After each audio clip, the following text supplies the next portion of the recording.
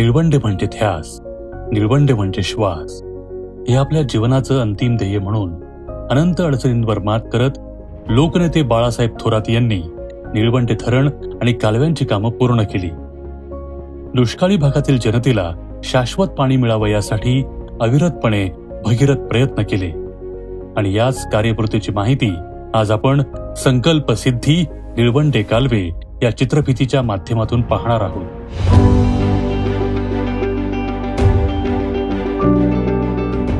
1985च्या विधानसभा निवडणुकीत नामदार बाळासाहेब थोरात हे पाणी प्रश्नाचे उमेदवार म्हणून उभे राहिले.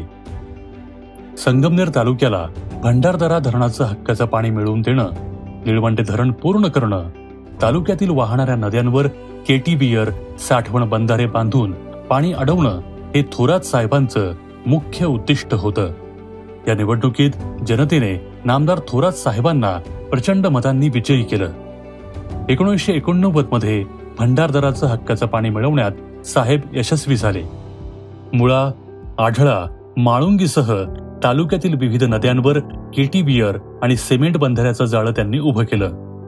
धरणे आंदोलन, मोर्चे आणि विविध आंदोलनात तालुक्यातील जनता साहेबांच्या पाठीशी भक्कमपणे उभी राहिली. विषय बाकी होता तो निळवंडे धरणाचा. त्यासाठी साहेबांनी अथक प्रयत्न सुरू केले. शेवटी 1992 मध्ये धरणाचं काम सुरू करण्यात साहेबांना यश आलं. नामदार बाळासाहेब थोरात साहेबांनी निळवंडे धरणाच्या भूमिपूजनापासूनच सर्वांना विश्वासात घेत धरणासह कालवे पूर्ण करण्याचं उद्दिष्ट ठेवलं आणि कामाचा श्रीगणेशा केला.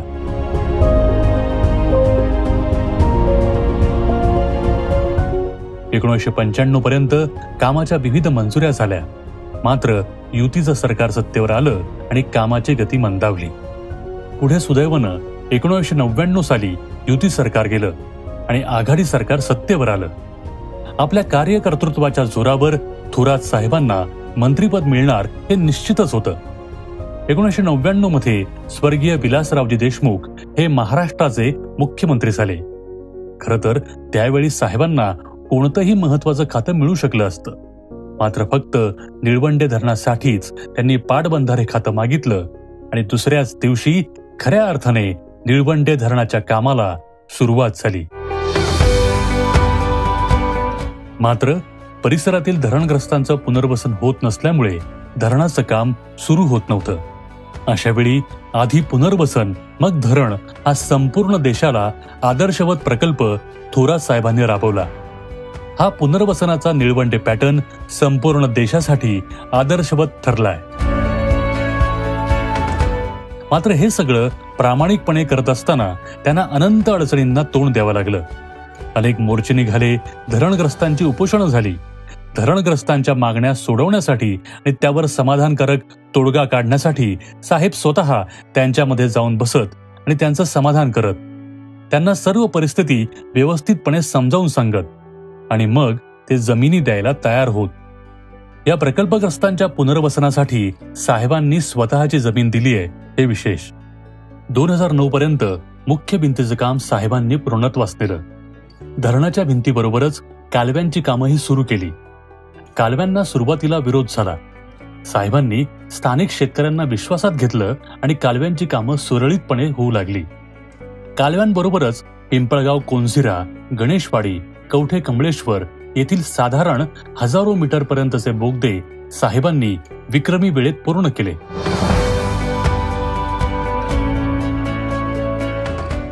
दोन 2014 पर्यंत साहेबांनी आपल्या मंत्रिपदाचा पूर्ण वापर निळवंडे धरण आणि कालव्यासाठी केला.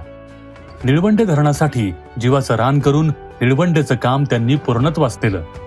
निळवंडे धरण आणि या कालव्यांनी संगमनेर तालुक्याचा दुष्काळ कसा हटणार आहे ते आपण पाहूयात. आपण याबाबतची आकडेवारी पाहूया. यातून आपल्या असं लक्षात येईल की कोणत्या तालुक्याला अंदाजे किती पाणी मिळणार आहे किंवा कोणती गावं ही लाभ क्षेत्रामध्ये येणार आहेत. अकोले तालुक्यातील 24 गावं, संगमनेरमधील 80, कोपरगाव 11, राहाता 37, श्रीरामपूर 3 आणि सिन्नर तालुक्यातील 6 अशी एकूण 182 गावं निळवंडे धरणाच्या लाभ क्षेत्रामध्ये येतात. संगमनेरचाच विचार करायचा झाला तर उजव्या कालव्यात सुमारे 37 गावं आणि डाव्या कालव्या अंतर्गत 43 गावांचा समावेश झालाय. 2014 ते 2019 या काळात तत्कालीन राज्य सरकारने प्रस्ताव पाठवून बळीराजा योजनेतून केंद्राकडून निधी मंजूर करू असं सांगितलं. मात्र यात एकही रुपया मंजूर झाला नाही. बघता बघता 4 वर्ष गेली. खुद्द केंद्रीय मंत्री नामदार गडकरी साहेबांनी आपल्या भाषणात सांगितलं की ह्या धरणाचा केंद्राकडे कोणताही प्रस्ताव महाराष्ट्र शासनाने पाठवलेला नाहीये. जे निळवंडे धरण आहे ते बळीराजा योजनेत 112 धरणामध्ये मंजूर झालेलं आहे. पण ते मंजूर जरी झालं असलं तरी त्या धरणाकरता 98 प्रोजेक्ट पूर्ण झाले, पण महाराष्ट्र सरकारचा प्रस्ताव बरोबर पाठवला नव्हता. या 5 वर्षाच्या काळामध्ये कालव्यांची कामं अगदी धीम्या गतीनं सुरू होती. कंत्राटदार आणि कर्मचारी यांचं देणंही बाकी होतं. थोरात साहेबांनी निळवंडे पाट पाणी कृती समितीला बरोबर घेऊन वेळोवेळी आंदोलनं केली आणि सातत्याने पाठपुरावा करून सरकारला पुन्हा विचार करायला भाग पाडलं. 2019ची निवडणूक जवळ येऊ लागली. अनेक जण काँग्रेस पक्ष सोडून गेले. अशा अडचणीच्या काळामध्ये पक्षातील वरिष्ठ नेतृत्वाने बाळासाहेब थोरात यांच्यावर प्रदेशाध्यक्षपदाची जबाबदारी सोपवली. स्वातंत्र्य सैनिकांचा मुलगा असलेले बाळासाहेब थोरात यांनीही ही जबाबदारी अत्यंत समर्थपणे पेलवली आणि काँग्रेस पक्षाला 44 आमदार निवडून देत भरघोस यश संपादन केलं आणि न भूतो न भविष्यती अशी राज्यामध्ये महाविकास आघाडी सत्तेत आणली. या महाविकास आघाडीचे खरे शिल्पकार काँग्रेसचे बाजीप्रभू नामदार बाळासाहेब थोरात साहेब हेच ठरले. 2019ला महाविकास आघाडीचं सरकार स्थापन झालं. थोरात साहेबांनी शिवतीर्थावर आपल्या मंत्रिपदाची शपथ घेतली. उद्धव ठाकरे मुख्यमंत्री झाले आणि नामदार थोरात साहेब महसूल मंत्री झाले. त्यांनी पहिल्याच दिवशी कालव्यांच्या बाबत मीटिंग घेऊन पुन्हा कालव्यांच्या कामांना गती दिली. मोठा भरीव निधी मंजूर करून घेतला. 5 वर्षात इथे फक्त 2च जेसीबी कार्यरत होते, इथे रात्रंदिवस 35 जेसीबी काम करू लागले. कामांना गती मिळाली आणि मोठ्या मोठ्या स्ट्रक्चरलला सुरुवात झाली. महाविकास आघाडी सरकारने विकास कामांचा धडाका सुरू केला. संपूर्ण राज्याबरोबरच संगमनेर तालुक्याचं रुपडं पालटू लागलं. साहेबांच्या एका सहीवर लाखो करोडो रुपयांचा निधी संगमनेर तालुक्यामध्ये येऊ लागला. राष्ट्रीय महामार्ग, उड्डाणपूल, पिण्याच्या पाण्याच्या पाईपलाईन्स, पाझर तलाव, विविध रस्ते सर्व काही अतिवेगानं होऊ लागलं. पण याच काळात कोरोनासारखं महाभयंकर संकट संपूर्ण जगासमोर उभं राहिलं. सर्व कामं ठप्प होऊ लागली आणि पुन्हा निळवंडे धरणाच्या कामाला खो लागेल की काय असं चित्र निर्माण झालं. मात्र नामदार साहेबांनी निळवंडेचं काम एकही दिवस बंद पडू दिलं नाही. कोरोना काळातही दर 15 दिवसाला अधिकाऱ्यांच्या समवेत बैठका घेऊन प्रत्यक्ष कामाची पाहणी सुरू ठेवली. मागेल तेवढा निधी उपलब्ध करून दिला आणि काम वेगानं सुरू ठेवलं. मोठमोठे बोगदे, जलसेतू, कॉन्क्रीट कालवे यांची कामं सुरू झाली. नामदार थोरात साहेबांनी एकही दिवस काम बंद न ठेवण्याचा आदेश दिला. सर्व कामं ही नियोजित वेळेच्या आधीच होऊ लागली. सर्वप्रथम धरणाशेजारील शेतकऱ्यांना विश्वासात घेऊन तिथं काम सुरू केलं. बंद पडलेली कामं पूर्ण करत कॅनॉलमध्ये पाणी येणाऱ्या धरणालगतच्या बोगद्याचा स्फोट साहेबांनी स्वतः उभं राहून केला. हा सुखद क्षण संपूर्ण दुष्काळी भागासाठी ऐतिहासिक ठरला. काही भागांमध्ये मोठमोठ्या जलसेतूंची गरज होती. अकोल्यातील म्हाळादेवी येथील महाराष्ट्रातील सर्वात मोठा जलसेतू तर सर्वांनी आवर्जून पाहावा असाच आहे. खालच्या बाजूने प्रवरा माईचा नदी प्रवाह, त्यावर कालव्याचा 780 मीटरचा जलसेतू आणि त्यावर 2 गावांना जोडणारा पूल असा तिहेरी संगम या ठिकाणी पाहायला मिळतो. प्रशासकीय अधिकाऱ्यांच्या समवेत स्वतः साहेबांनी 100 फूट वर क्रेनद्वारे जाऊन त्याची पाहणी केली आणि या कामाप्रकरणी समाधान व्यक्त केलं.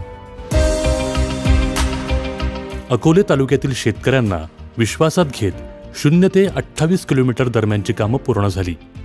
काही ठिकाणी अपूर्ण असलेली स्ट्रक्चरलची कामं कोरोना संकटातही अविरतपणे नामदार बाळासाहेब थोरात यांनी सुरू ठेवली.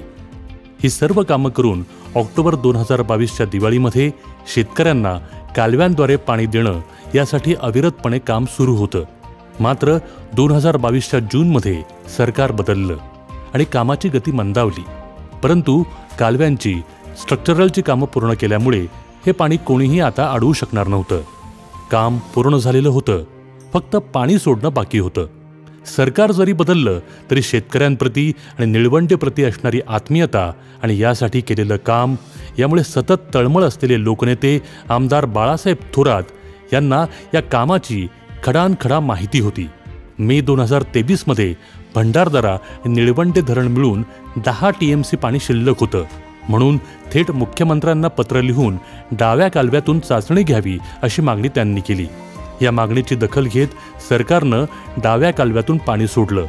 हे पाणी संगमनेरच्या दिशेने पुढे सरकत होतं आणि तो ऐतिहासिक दिवस जवळ आला. 4 जून 2023 रोजी पिंपळगाव कोंझेरा या बोगद्यातून निळवंडे धरणाचं पाणी कालव्यांद्वारे संगमनेर तालुक्यात दाखल झालं. हा तालुक्यासाठी सुवर्ण दिन ठरला. सर्वत्र झालेली विद्युत रोषणाई, फटाक्यांची आतिषबाजी, हरिनामाचा गजर, सुवासिनींनी केलेलं पाण्याचं औक्षण, फुलांचा वर्षाव या वातावरणामध्ये लोकनेते आमदार बाळासाहेब थोरात यांनी पाण्याचं पूजन केलं. आता पाणी कालव्यातून पुढे सरकत होतं. तालुक्यात आनंदाला उधाण आलं होतं.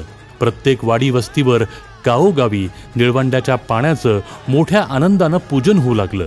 दिवाळी दसरा साजरा होऊ लागला. ज्या तळेगाव भागाने सातकाप्रमाणे या पाण्याची वाट पाहिली तो सुवर्ण दिन उगवला आणि 7 जून 2023 रोजी निळवंडे धरणाचं पाणी तळेगाव भागात दाखल झालं.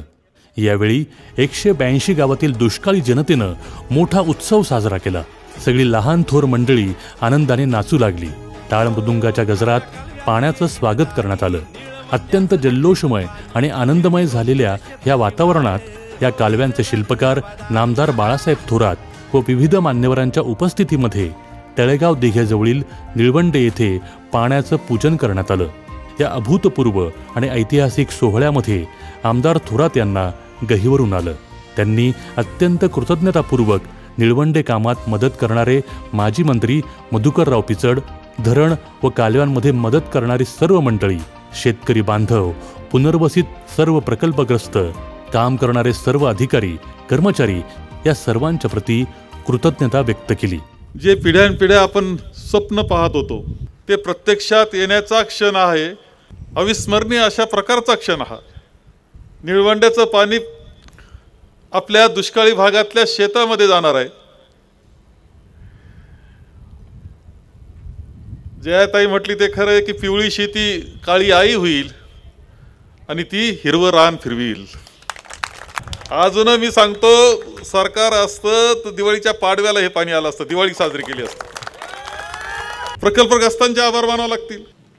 एवढा आनंदाचा 2-3 दिवसाचा दिवस आपला, ज्यावेळेस आपण आनंद उत्सव करत होतो, लोक आनंदाने नाचत होते. संगमेर तालुक्यातला इतिहास लिहायचं ठरलं तर आजचं हे दिवस आहेत ना, हे सगळे सुवर्णाक्षराने लिहावं लागतील तुमच्या सगळ्यांकरता.